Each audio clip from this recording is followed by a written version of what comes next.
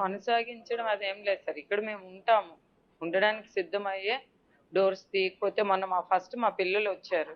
పిల్లలు వచ్చి నైట్ 1 వరకు 2 వరకు స్టే చేశారు. తలుపులు తీయమని వాళ్ళ ఫాదర్కి మెసేజ్ కూడా పెట్టారు మేము వస్తున్నామని. అయినా తలుపులు తీయలేదు. మరి ఆ పాప కాలేజ్ ఉంది కాబట్టి వెళ్ళిపోయింది. ఈ పాపతో పాటు నేను వచ్చాను. నిన్న కూడా చాలా టైం వెయిట్ చేశాను. అప్పటికి తలుపులు తీయలేదు.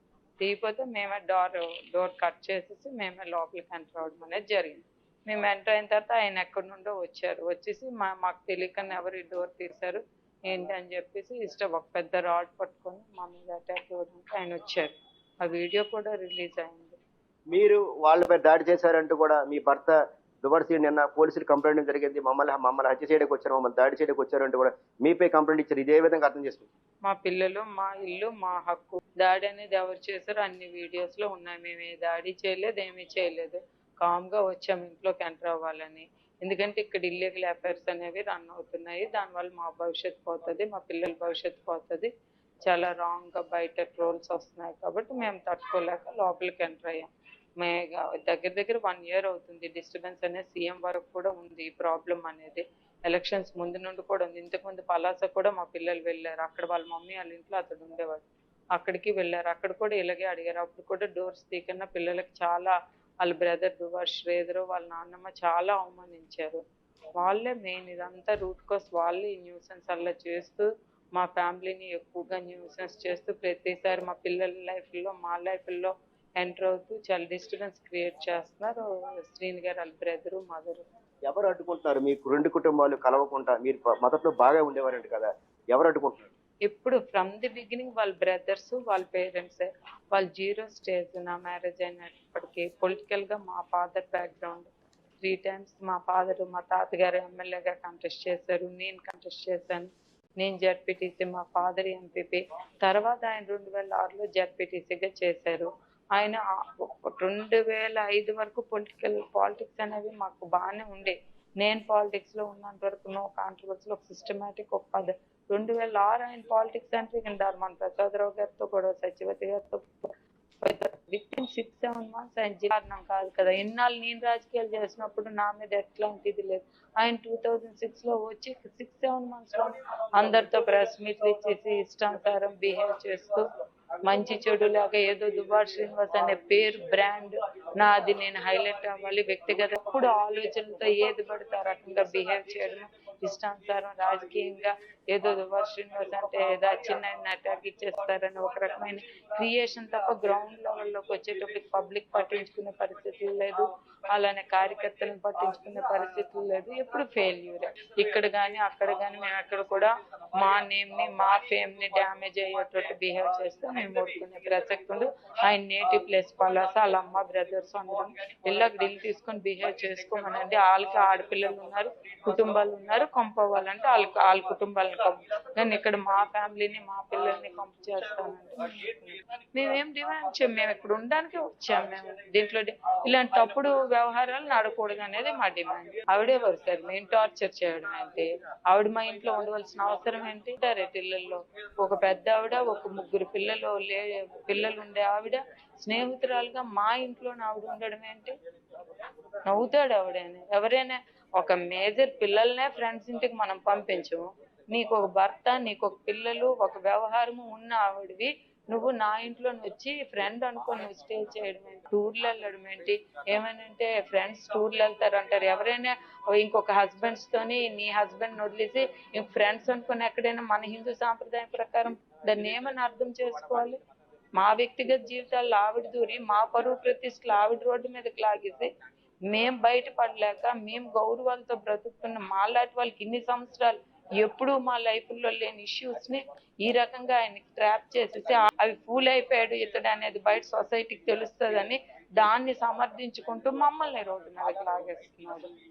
నేను అసలు ఎటువంటి రిలేషన్స్, ఎటువంటి స్నేహపూర్వక సంబంధం, ఆయన నాకు మంచి గైడ్, మంచి ఫిలాసఫర్, అలాంటి వ్యక్తిని ఏదో ఇల్లీగల్ ఉన్నాయంటూ కూడా వాళ్ళు రోడ్డుకి ఇచ్చారు. అలాంటప్పుడు నేను ఆయనతో ఏ ఇల్లీగల్ లేవంటే ఎలాగ నమ్ముతారు?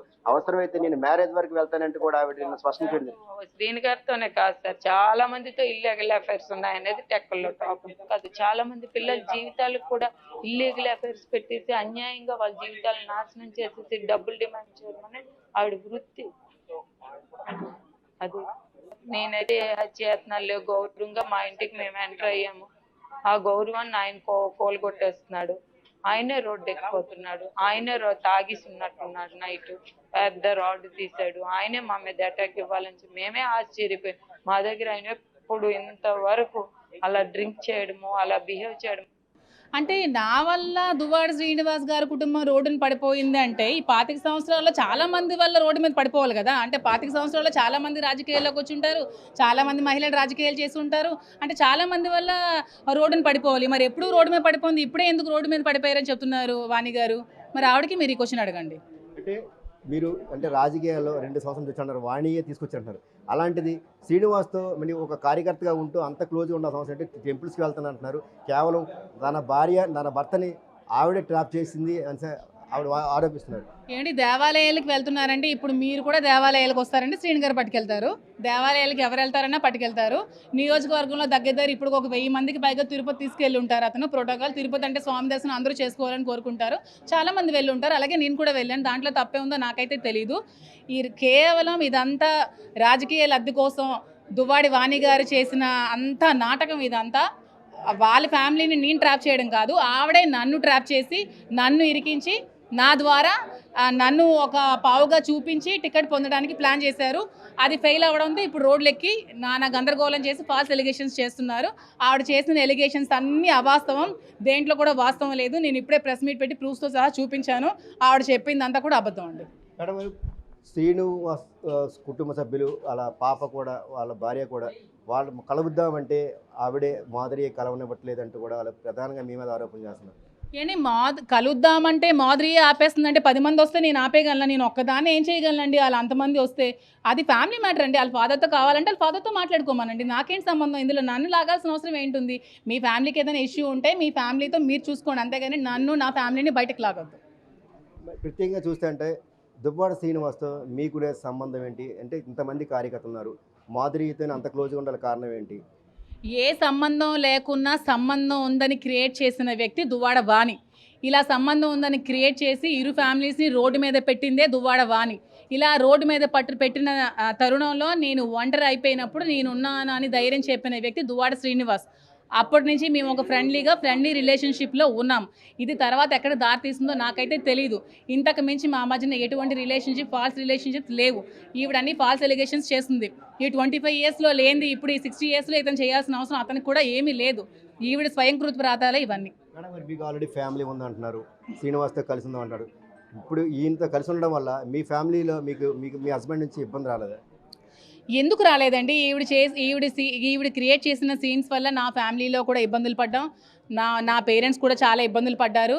ఆవిడే ఇబ్బందులు పడాలని చెప్తున్నారు. నా పిల్లలు కూడా చాలా ఇబ్బందులు పడ్డారు. ఆవిడకే ఆడపిల్లలు కాదు, నాకు 3 ఆడపిల్లలు ఉన్నారు. ఆవిడ ఆడపిల్లలు ఇంకా సెటిల్ అయ్యారు, నా ఆడపిల్లలు ఇంకా భూమిలోనే ఉన్నారు. వాళ్ళ ఇప్పుడు నాకు చాలా ఇంపార్టెంటే. మీకు ఏమైనా ప్రాబ్లమ్స్ ఉంటే మీ హస్బెండ్తో తేల్చుకోండి, మీ పిల్లలకి ఏమైనా ప్రాబ్లమ్స్ ఉంటే మీ ఫాదర్తో తేల్చుకోండి, అంతేగాని నా లైఫ్ని రోడ్డు మీద పట్టకండి. అది మీరు తేల్చుకోండి, లేదంటే మీరు కోర్టుకెళ్తే కోర్టుకెళ్ళి తేల్చుకోండి, అంతేగాని నన్ను అయితే ఇష్యూస్ లాగకండి, నన్ను అయితే డిఫేమ్ చేయకండి. మేడం గారు, ఇప్పుడు మీ కుటుంబం ఉందంటారు, అంతా మీ కుటుంబకి ఇబ్బంది అయినప్పుడు మీకు పిల్లలు ఉన్నారంటున్నారు, వాళ్ళకి పిల్లలు ఉన్నారు, అలాంటప్పుడు అంత సన్నిహితంగా అంత రోజుల తరబడి ఉండాల్సిన అవసరం ఏంటి వచ్చింది ఆవిడకనేది ప్రధానమైన ఆరోపణ. మరి రోజుల తరబడి ఉండాల్సి వచ్చినప్పుడు, ఈ రోజుల తరబడి ఉన్నప్పుడు 2 సంవత్సరాలు లేని ఇప్పుడు ఎందుకు వచ్చారో ఆవిడకి అడగండి.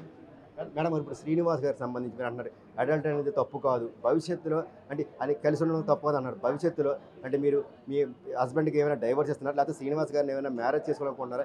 భవిష్యత్తు ఏ విధంగా ఉండబోతుంది మీ ఇద్దరు సంబంధించి, శ్రీనివాస్ గారికి మీకు సంబంధించి? ఇంకా ఫ్యూచర్ కోసం మేమేం డెసిషన్స్ తీసుకోలేదండి. ఏదైనా మేము డెసిషన్ తీసుకుంటే, ఏదైనా డిసైడ్ అవుతే ముందు మీకే ఛానల్స్కి అందరికీ పిలిచి ప్రెస్ మీట్ పెట్టి మరి మీ ఇద్దరం చెప్తాం. తన కూతుర్లు ఉన్నారు, ఇప్పుడు ఎవరైతే మాధురికి రావడం వల్ల మా పిల్లలకి పెళ్లి కావాల్సి ఉంది, ఈవిడ చేసిన క్రియేషన్ వల్లే మా పిల్లలకి ఈరోజు అనేక ఇబ్బందులు వస్తున్నాయి, సమాజంలో వెళ్ళకి ఇబ్బందులు వస్తున్నాయని వాణి గారు ఆరోపిస్తున్నారు. ఇప్పుడు ఈవిడికి ఒక పాపకు పెళ్ళి, ఇంకో పిల్లకి పెళ్లి కావాల్సి ఉంది, నా పిల్లలు ఇంకా పెరగాల్సి ఉంది, నా పిల్లలకి పెళ్లి కావాల్సి ఉంది. మరి నా పిల్లలకి ఎవరండి రెస్పాన్సిబుల్? నా పిల్లలకి ఎవడు? ఈవిడ చూస్తుందా? ఈవిడ పెళ్లి చేస్తుందా? ఈవిడ చేసిన తప్పులకి నేనెలాగా రెస్పాన్సిబుల్ అవుతాను? ఈవిడన్నీ తప్పులు చేసి, ఈవిడంతా క్రియేట్ చేసి, ఈవిడ నన్ను ట్రాప్ చేసి, ప్రతిదీ ఈవిడ చేసి ఇప్పుడు ఫాల్స్ ఎలిగేషన్స్ చెప్తే ఎవడండి రెస్పాన్సిబుల్? నా పిల్లలకి ఇప్పుడు ఎవరు రెస్పాన్సిబుల్? నా పిల్లలకి ఎవరండి పెళ్లి చేస్తారు? నా పిల్లలకి ఎవరు పెంచుతారు? ఈ ఆల్మోస్ట్ వీళ్ళ పిల్లలు సెటిల్ అయిపోయారు. వీళ్ళ పాపకు పెళ్లి అయిపోయింది, ఇంకొక పాప సెటిల్ అయిపోయింది. నా పిల్లలు ఇంకా 8th class, 9th class, 3rd class చదువుతున్నారు. వీళ్ళకి ఎవరు రెస్పాన్సిబుల్? నా ఆడపిల్లలకి ఎంతసేపు నీ ఫ్యామిలీ అయినా, నాకు ఫ్యామిలీ లేదా? నువ్వే ఒక మహిళవా? నేను మహిళను కాదా? సాటి మహిళను కూడా చూడకుండా ఫాల్స్ ఎలిగేషన్స్ చేస్తావే. నేను చేయలేనా నీ మీద ఎలిగేషన్స్? నేను అనలేనా? నేనంటే ఇవన్నీ ఇప్పుడు ప్రెస్ మీట్లో రావా? కానీ నా తల్లిదండ్రులు నాకు సంస్కారం అనేది నేర్పించారు. నీ తల్లిదండ్రులు నీకు సంస్కారం నేర్పించలేదు. నువ్వు ఒక సంస్కారహీనురాలు.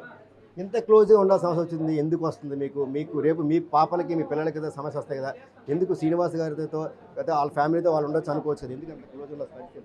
ఇవన్నీ మీకు ప్రెస్ మీట్ పెట్టి శ్రీని గారు చెప్తారండి. మొత్తం రేపు ప్రెస్ మీట్ పెట్టి శ్రీని గారు మీతో మాట్లాడతారండి. భవిష్యత్తులో ఎలా ఉండబోతుంది? జనరల్గా ఆవిడ ఇష్టం ఆరోపణ చేస్తున్నారు, ఆవిడ ట్రాప్ చేసింది, లేకపోతే మా కుటుంబం తమ్ముడు బాగానే ఉంటుంది, మా పిల్లలతో ఆవిడతో మంచి బాండింగ్ ఉండేది, చాలా బాగా చూసుకునేవారు. ఎప్పుడైతే మాధురి అనే అమ్మాయి మహిళ ఆయనతో ఫ్రెండ్షిప్ అయిందో అప్పటి నుంచే మా పిల్లల్ని ఆయన చూడడం మానేశాడని ప్రధాన. నేను కూడా అదే చెప్తున్నాను. నేను ట్రాప్ చేయడం కాదు, ఆవిడే నన్ను ట్రాప్ చేసింది. ఆవిడే నన్ను రాజకీయాల్లోకి పిలిచింది. ఆవిడే నాకు పదవులు ఇచ్చింది. ఆవిడే శ్రీని గారితో తిరిగని చెప్పింది. ఆవిడే కార్యక్రమంలో చురుగ్గా పార్టిసిపేట్ చేయమని చెప్పింది. ఇవన్నీ నన్ను ట్రాప్ చేసి శ్రీని గారికి నాకు ఏదో ఉందని బయట సమాజానికి సృష్టించి బయటకి బ్యాడ్ ప్రాపగేట్ చేసి టికెట్ కొట్టేయాలన్న ఆలోచనతో ఈ కుట్ర చేసి అలాగే టికెట్ సంపాదించుకుంది. కానీ ఈవిడ చేసిన తప్పులు అధిష్టానం గుర్తించింది. ఈవిడ టికెట్కి అన్ఫిట్ అని తెలుసుకుంది. శ్రీని గారు మాత్రమే టికెట్ అర్హులని తెలుసుకుని మళ్ళీ శ్రీని గారి టికెట్ ఇవ్వడం జరిగిందండి. మేడం గారు, మీకు శ్రీనివాస్ అయితే ఓన్లీ ఫ్రెండ్షిప్ ఉందా లేకపోతే ఇంకేమైనా ఉందా? ఇప్పటి వరకు అయితే ఓన్లీ ఫ్రెండ్షిప్ నడుస్తుంది. నిన్నటి నుంచి వీళ్ళు చేసిన ఫాల్స్ ఎలిగేషన్స్కి బయటకు వచ్చిన సొసైటీలో ఈ రూమర్స్కి ఇంకా మేము ఫర్దర్గా ఏం డిసైడ్ అవుతాం అనేది మేము ఫర్దర్ ప్రెస్ మీట్ పెట్టి మీకు అందరికీ చెప్తాం. అంటే ఇప్పుడు వచ్చిన ఈ రూమర్స్ ఈ యూట్యూబ్లో ఈ ఛానల్స్లో ఇవన్నీ ఇప్పుడు వచ్చాయి కదండి, వీటిని సొసైటీ ఎలా తీసుకుంటుంది? ఇప్పుడు మా ఇద్దరు ఓన్లీ ఫ్రెండ్సే, మా ఇద్దరి మధ్యలో ఏమీ లేదని కూడా ఎవరు నమ్మరు కదా. ఇది అన్నీ వచ్చింది నిజమే అనుకుంటారు కదా, ఎందుకంటే మీకు ఏం జరిగింది అనేది డెప్త్కి వెళ్తే కానీ తెలుస్తుంది. ఇప్పుడు సడన్గా నన్ను లైమ్ లైట్లో తీసుకొచ్చింది. సో వీటన్నిటికీ ఫర్దర్గా ఇంకా ఇవన్నీ వచ్చాయి కాబట్టి మేము ఎలాగ ఇంకా ఉండాలి, ఎలా డిసైడ్ అవ్వాలని ఫ్యూచర్లో మేము ఆలోచించి నిర్ణయం తీసుకుంటాం. నిర్ణయం తీసుకున్న తర్వాత ప్రెస్ మీట్ పెట్టి నేను అందరికీ చెప్తానండి. మ్యారేజ్ వరకు వెళ్ళే అవకాశం ఏమైనా ఉందా? మ్యారేజ్ వరకు ఉందా? డైవర్స్ ఆయనకి డైవర్స్ అవ్వలేదు, మీకు కూడా డైవర్స్ అవ్వదు మీరు చెప్తున్నారు కదా. డైవర్స్ అవ్వకుండా పెళ్లి చేసుకునే రైట్ ఎక్కడ లేదండి. డైవర్స్ ఒకవేళ అయితే పెళ్లి చేసుకునే ఇది ఉంటుందేమో, ఇంకా తెలియదు, అది ఫర్దర్గా ఆలోచించాలండి.